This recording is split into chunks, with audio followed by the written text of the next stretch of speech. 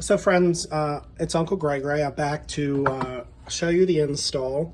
We've got the Edison bulb, C35 candle light, 4-watt bulb, replacing out, three 40-watt regular candelabra, and we've got one in the front.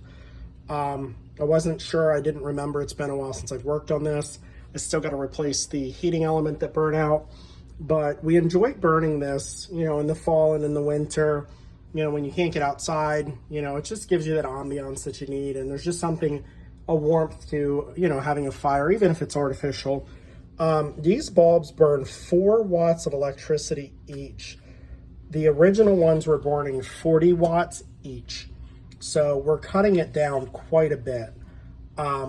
It's really just as easy as taking out what was in there, which I've already done. You've got a screw there. Don't be afraid to tackle some of these things yourself. Watch videos. You can do a lot more than what you realize. It's really just as easy as screwing in a light bulb. 4 watts each. Isn't that incredible? The 3 watts that were in here before in the bottom of this, 40, 60, and then another, or I'm sorry, 40, 40, and 40. You're burning, quite a bit of power. You also want to put this on to stabilize the light bulb. They're not just there for show. They actually do serve a purpose. Screwing in those bulbs. These are dimmable because most of these electric fireplace units, require a dimmable bulb. So that's going to be, important to do if you want to keep that function and feature working on your, electric fireplace. Really just that easy. Putting this back in, some people could have changed that, and probably would have without, unscrewing this, but you can't really get in there without bending this down. So you're going to put those 2 screws back on. This is the panel. Place the panel in, put your screws back in. It's really that easy. Investigating your fins. So what happens when these bulbs turn on and they reflect off of this panel? They reflect through this and off of these fins. And as it spins, it gives you that real flame effect. Just kind of check, make sure there's no dirt built up. Make sure everything's clean. You don't want it restricted in any kind of way.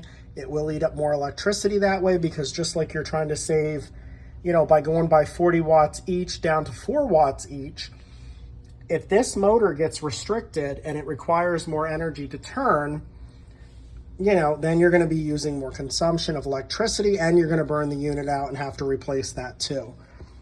Stick around. I'm going to include another part of the video once I get the back on and I get it plugged in and get it going to show you, what we've got going on with the replacement of the bulbs and how bright they really are. Again, going from 40-watt individual bulbs down to 4 Edison style candelabra. I'm not affiliated with this company,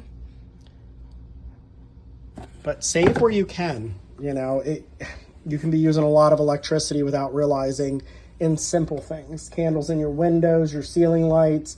It's all things that you might spend a few extra dollars up front. I got 6 bulbs from this company, and I think it was like $20. It was an online Amazon purchase.